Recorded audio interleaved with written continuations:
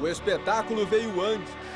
A maior festa que o Fluminense fez no Maracanã. Esperança e decepção. Depois da vitória por 3-1, depois de 120 minutos, o tricolor perdeu nos pênaltis. A LDU é o primeiro time do Equador campeão da Libertadores.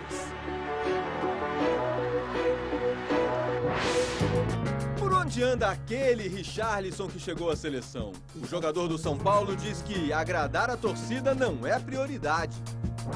Oscar Pistorius, o corredor amputado que ganhou o direito de disputar as Olimpíadas, fracassa na tentativa de índice para Pequim. Craque no tênis? É o que diz Alex Mineiro, o artilheiro das paradinhas. É pizza. Objetos do desejo. A Libertadores tem dono. As medalhas olímpicas foram apresentadas na China. Boa tarde. Boa tarde. O Fluminense se preparou para o título. Foram dias de extrema confiança, quase certeza e muitas declarações ousadas. Mas com a derrota para a LDU na decisão, o tricolor acordou com a lanterna do Brasileirão. 3 pontos em 8 rodadas e o tom das entrevistas dos últimos dias deve mudar. Se Deus quiser, o Fluminense vai vencer essa Libertadores, que é difícil, mas nós estamos trabalhando para isso. E nós vamos brincar no Campeonato Brasileiro. Autorizado Conca, partiu para a bola, Conca bateu, Cevadius defendeu.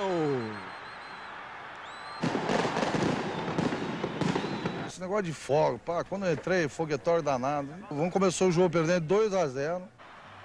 Partiu Thiago Neves, pé esquerdo, defendeu, Cevadius. O que é disso estão guardados para o Maracanã. Partiu para a bola, Washington bateu, Cevadius defendeu. A LDU é campeã da América. O futebol equatoriano conquista pela primeira vez o título da Libertadores da América. 86 mil pessoas, mais de 2 horas de esperança e aflição. O título não veio, mas a festa da torcida tricolor foi inesquecível. Grandiosa, iluminada, épica. Como não falar da festa memorável antes do jogo? Mas o primeiro barulho com a bola em jogo foi o do silêncio, que logo deu lugar à esperança. 2 comemorações no primeiro tempo e mais uma no segundo. 3-1, o suficiente para levar o jogo para a prorrogação. Prorrogação, tensão, tudo parece mesmo ficar no aumentativo. E vieram os pênaltis, mas nem deu para torcer. 1950, única final de Copa do Mundo no Maracanã, vitória dos uruguaios. 2008, única final de Libertadores no Maracanã, vitória dos equatorianos da LDU. Eles também acreditaram. 7 horas de Quito até o Rio. Ficaram ali, apertados, num cantinho das cadeiras inferiores. Enfrentaram a multidão tricolor sem se calar um só instante. E acabaram recompensados com o título inédito da Libertadores. Aqui é o templo do futebol e graças a Deus a Liga foi campeã no templo do futebol. Isso é um orgulho para todos nós, disse o torcedor. Já era madrugada, quando silencioso, finalmente o Maracanã adormeceu, levando embora o sonho de milhões de tricolores. Sábado tem Stock Car ao vivo na Globo. 3 pilotos já estão garantidos na semifinal, mas ainda tem muita gente boa na briga. A Stock Car esquentou o asfalto da fria Santa Cruz do Sul. Na largada da 4ª etapa, Cacá Bueno pulou da 5ª para a 1ª posição e permaneceu na liderança da prova até a bandeirada final. Ainda mais espetacular foi a capotagem de Átila Abreu.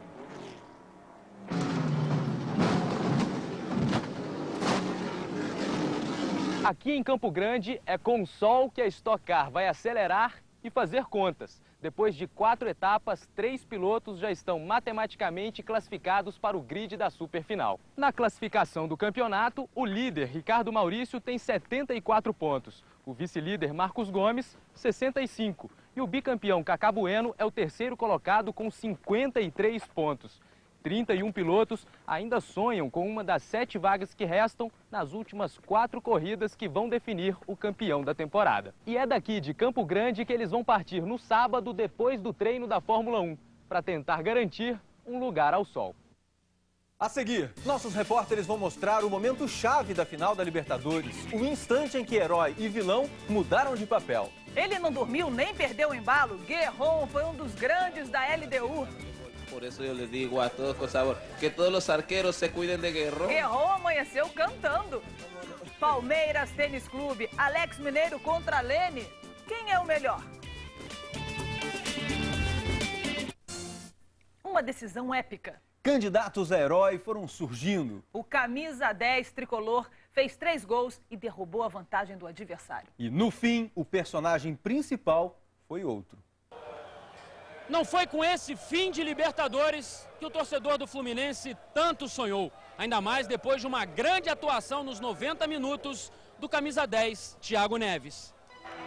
A medalha de prata não reluziu, não nessa noite amarga. As mãos na cabeça, o desespero, o pé esquerdo que ajudara a escrever o caminho tricolor até aquele momento, falhou no último contato com a bola. Destinos que se cruzaram. Com o pé esquerdo, Ceballos defendeu e inverteu os papéis de um roteiro que parecia ter sido escrito para Thiago Neves. Mas o pênalti é complicado. Logo ele, o homem que descomplicou a vida do Fluminense. Logo ele, que assumiu a tarefa de protagonista. Logo ele, o primeiro jogador a marcar 3 vezes numa decisão de Libertadores.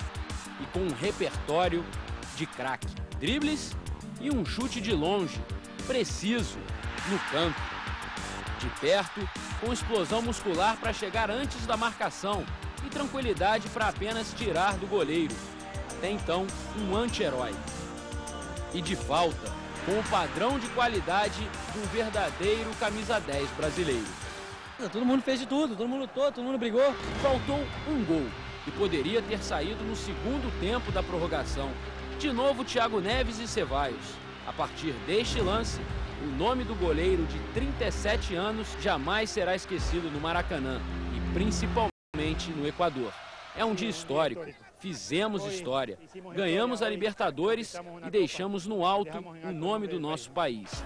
Para cada gol sofrido, um pênalti defendido, com catimba e ritual esquisito, mãos nas redes que tanto o fizeram sofrer.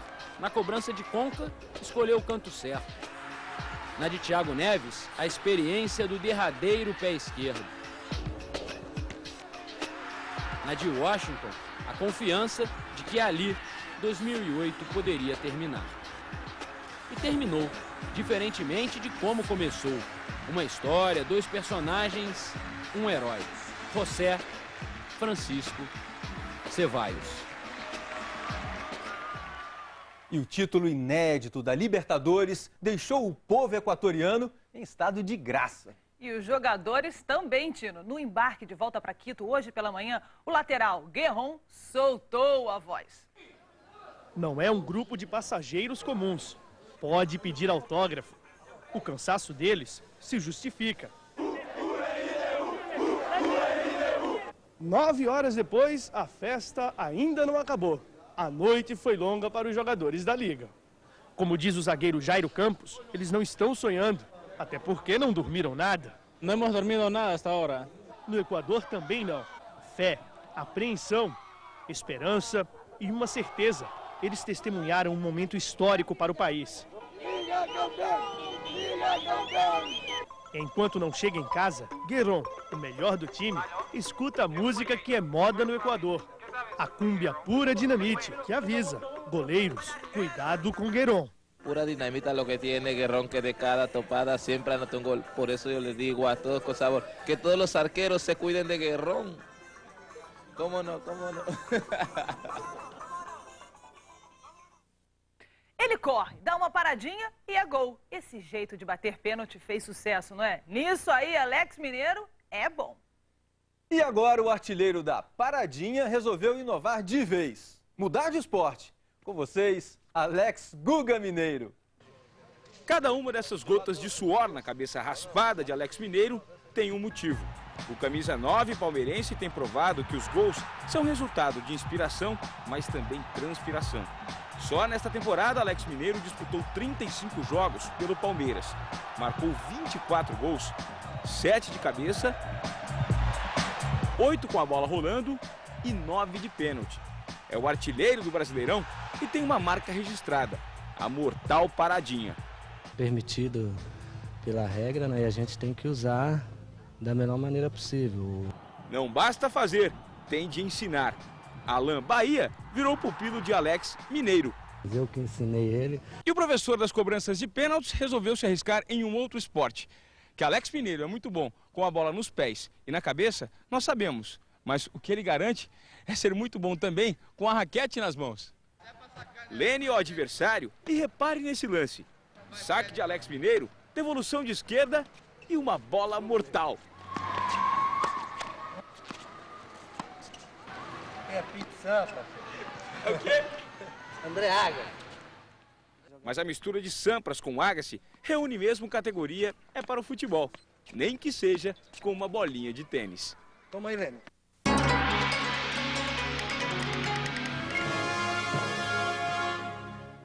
Oscar Pistorius amputou as pernas. Na justiça, ganhou o direito de competir contra atletas sem deficiência física.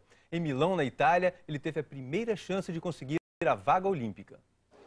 O sul-africano Oscar Pistorius, que corre com próteses de fibra de carbono, tentou vaga nos 400 metros rasos. Pistorius disse que não esperava ser brilhante, mas que também não esperava ir tão mal. Ele chegou em quarto lugar com o tempo de 47 segundos e 78 centésimos. Mais de 2 segundos acima do índice exigido para ir às Olimpíadas. Pistorius terá mais 2 chances de se classificar. Elas estão prontinhas, de ouro, prata e bronze. As 3.000 medalhas que serão distribuídas em Pequim foram confeccionadas com metais extraídos no Chile e na Austrália. E com jade, pedra ornamental símbolo da China. Fazer até que foi fácil. O difícil é conquistar uma desta. E faltam 36 dias para os Jogos de Pequim. A seguir, virou costume. Richarlison é o alvo preferido da torcida do São Paulo. E mais. Começou com uma festa monumental. 120 minutos e 8 pênaltis depois, os planos desabaram. A América é da LDU. Os efeitos da derrota, é justo culpar quem perdeu no detalhe?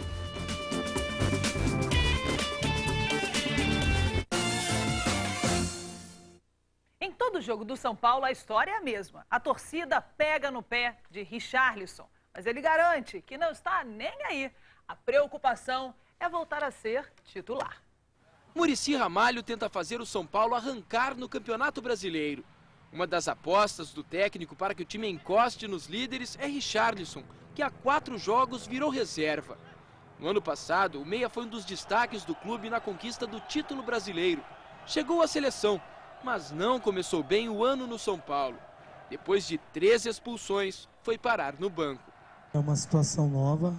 O São Paulo é um clube grande e eu com certeza vou sempre respeitar principalmente os meus companheiros, que são aqueles que estão atuando.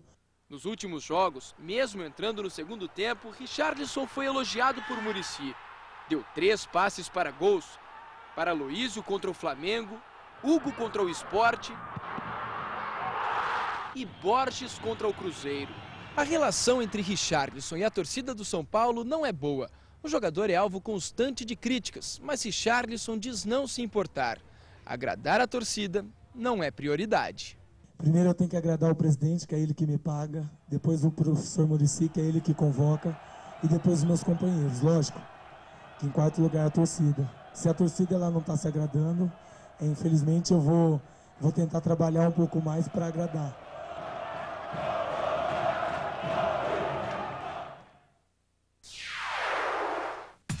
Quais os segredos segredos para ser uma potência olímpica. O esporte espetacular visitou os 5 países que mais conquistaram medalhas de ouro nos últimos Jogos Olímpicos em Atenas. O Japão abre a série. Herdeiro de craque e também malabarista da bola, você vai conhecer a mais nova promessa da família de Ronaldinho Gaúcho. Quedas incríveis. Voos espetaculares. Eles são dublês de cinema e atletas polivalentes. A gente espera você. Domingo, depois do Alto Esporte. Até lá.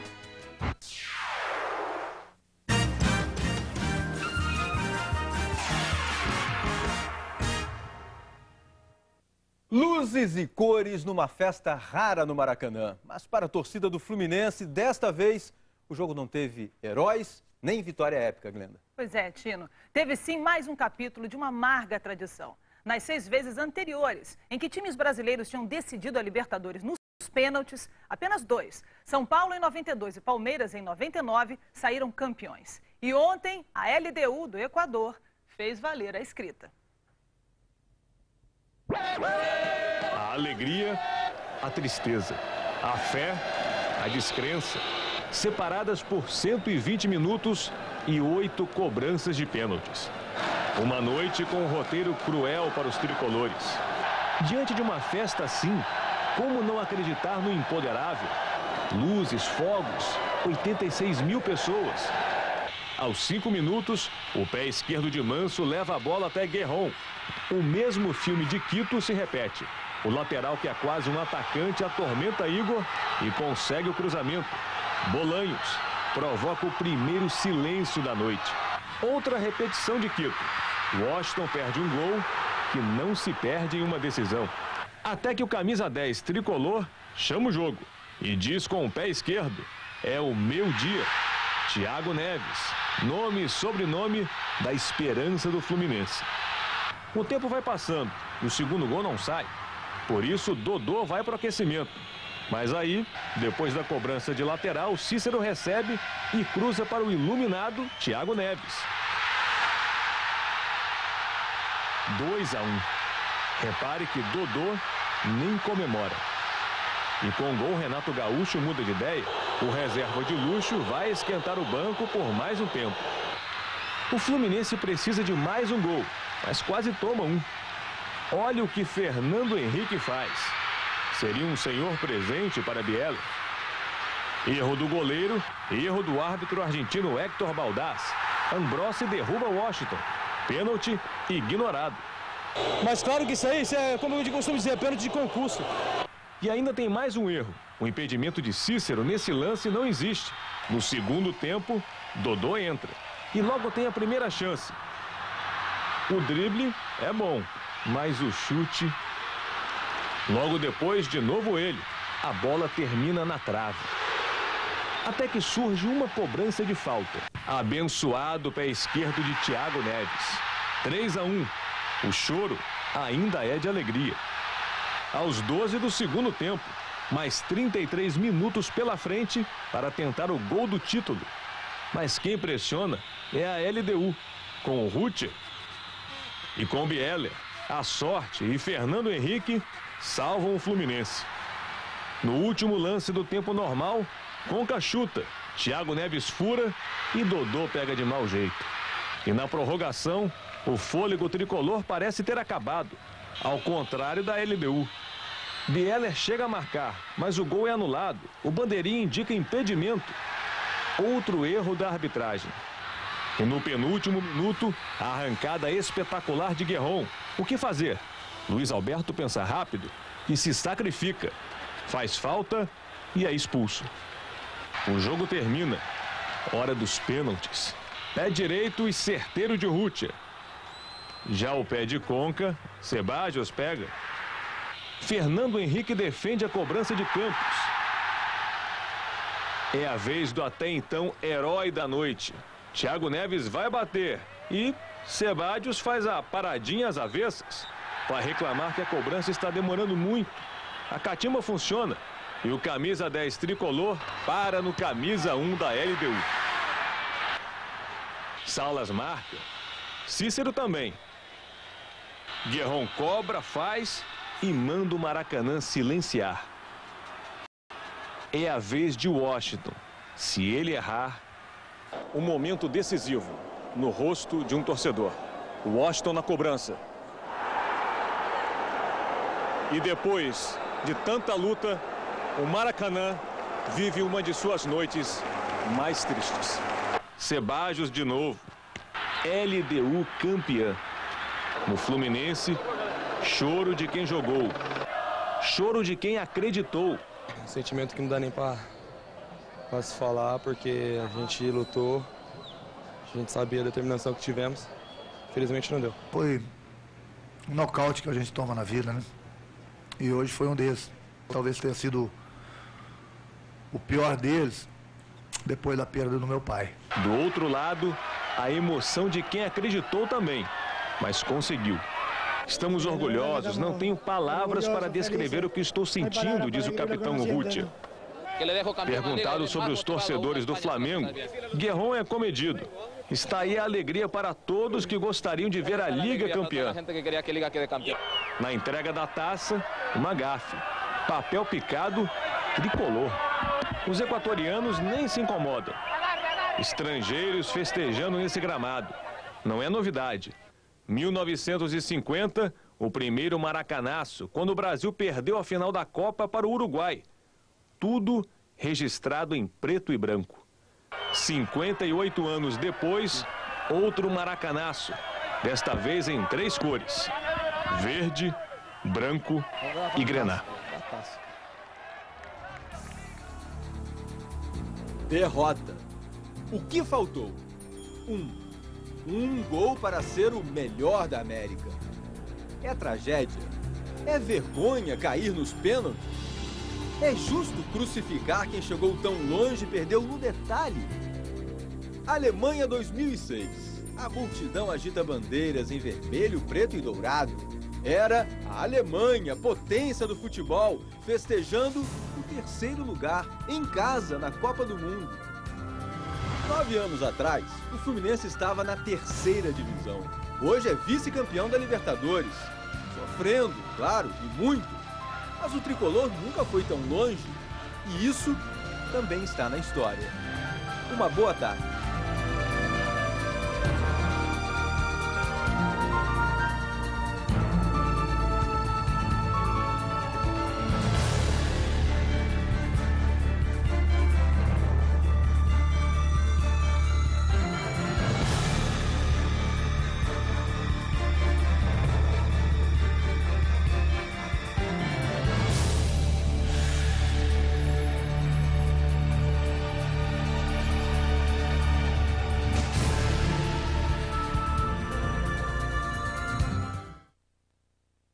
De tristeza e orgulho. Depois da derrota na Libertadores, o time vai ter que ser muito valente para sair da última posição no Campeonato Brasileiro. Os tricolores tiveram que ter paciência para aturar os adversários. Nas ruas, o insucesso tricolor virou prato do dia para os rivais. Eu sou botafoguense, mas eu sou LTU agora. Agora é só provocar o ano inteiro agora e rumo à 2ª divisão, compadre. Mas nem todos aprovaram a gozação. Achei uma vergonha isso que eles fizeram do flamenguista. Onde eu moro, soltaram muito fogo. Não foi o Fluminense que perdeu. Perdeu foi o futebol brasileiro. Recorrer à Ruda para espantar esse pessoal aí, cara, para tirar os maus olhados aí do pessoal. Estão botando um olho grande danado do Fluminense. A ressaca tricolor ficou clara esta tarde aqui nas Laranjeiras, com o campo vazio e as arquibancadas totalmente desertas. As mesmas que há apenas 2 dias pareciam anunciar um final apoteótico. O show da torcida na véspera do jogo se multiplicou num Maracanã em noite de gala. Simplesmente inesquecível. Depois de sofrer o primeiro gol, veio a reação, com 3 de Thiago Neves, que levaram ao delírio quase 90 mil torcedores. Mas depois da prorrogação sem gols, o sonho acabou nos pênaltis, quando o Fluminense perdeu 3 das 4 cobranças e ficou com o vice-campeonato.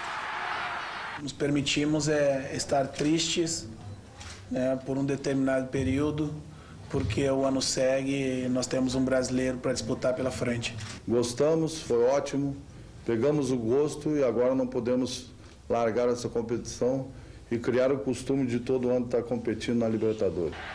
Agora é se orgulhar dos bons momentos e esperar que no ano que vem a bela história tenha um final mais feliz. O jogo mais importante da história do Fluminense terminou com uma multidão em silêncio. A torcida tricolor lotou o Maracanã e incentivou o time, que lutou de forma espetacular até o fim, mas perdeu o título da Libertadores nos pênaltis para a LDU do Equador. 86 mil pessoas cantando.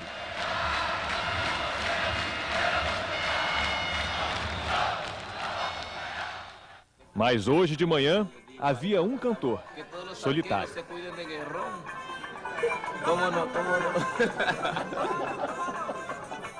Guerron, um dos homens que calaram o Maracanã. O som do silêncio. Desde as primeiras horas da madrugada, o estádio está assim. Foram 120 minutos e 8 cobranças de pênaltis. O Maracanã jamais teve uma noite como a de ontem. Uma festa linda. O lema "Eu acredito" nas cores que traduzem tradição e fé. A maior renda da história do futebol brasileiro. Com ingressos mais caros, a arrecadação foi de R$ 3.910.044. Na matemática da decisão, o Fluminense já começou perdendo por 2-0. E aos 5 minutos, Guerron cruzou para Bolanhos. A bola desviou em Gabriel. Agora, eram necessários 3 gols para provocar uma prorrogação. No momento decisivo, surgiu o craque. Camisa 10, um pé esquerdo potente e talento. Thiago Neves fez os tricolores acreditarem ainda mais. Um empate. Em seguida, a virada. Mas o árbitro argentino Héctor Baldassi começou a atrapalhar o caminho do Fluminense. Ignorou o pênalti de Ambrosio em Washington. Depois, um impedimento mal marcado nesse lance seria pênalti de Ceballos em Cícero. No segundo tempo, o que seria impossível acontece. O pé esquerdo certeiro de novo. Thiago Neves, o primeiro jogador a fazer 3 gols numa final de Libertadores. O Fluminense teria mais 33 minutos no tempo normal e mais meia hora de prorrogação para fazer mais um gol, e não conseguiu. A prorrogação foi da LDU. O gol de Bieler, mal anulado. E aos 119 minutos de jogo, uma arrancada de Guerron tirou a respiração dos tricolores. Luiz Alberto fez a falta e foi expulso. Os pênaltis apontariam o campeão. Em poucos instantes, esperança, frustração. 3 dos principais jogadores do Fluminense pararam no goleiro Ceballos. Primeiro Conca. Depois Thiago Neves, que perdeu a concentração com a paradinha de goleiro, inventada pelo equatoriano. Deu certo, quando foi para valer a cobrança. E por último, Washington. Nos pênaltis, LDU 3-1. A experiência traumática de perder um campeonato nos pênaltis, jogando em casa, já foi vivida por 4 clubes brasileiros nos últimos 14 anos. Em 94, o São Paulo caiu diante do Vélez, da Argentina. No ano 2000, o Boca derrotou o Palmeiras. E em 2002, o São Caetano perdeu para o Olímpia do Paraguai. Já no Campeonato Brasileiro, ser derrotado nos pênaltis, no estádio lotado pela própria torcida, é a regra. Nas 3 vezes em que o Brasileirão foi decidido assim, os visitantes saíram vencedores. São Paulo diante do Atlético Mineiro e do Guarani. E o Coritiba diante do Bangu. Na vida, os vencedores são golpeados também. Eu me considero um vencedor. E sou um vencedor. Meu currículo fala por mim. Mas, sem dúvida alguma, foi um nocaute que a gente toma na vida, né? Talvez tenha sido o pior deles, depois da perda do meu pai. Quem acreditou até o fim, não acredita no que vê. Choro de jogadores, de torcedores, decepção do tamanho do estádio. E pensar que 3 horas antes, o Maracanã estava assim. A noite dos opostos. Uma festa que merecia um outro fim. O Fluminense não está sozinho, não foi a primeira vez que o futebol equatoriano festejou um título no Maracanã. No ano passado, A seleção deles venceu a Jamaica e conquistou medalha de ouro nos Jogos Pan-Americanos depois de ter eliminado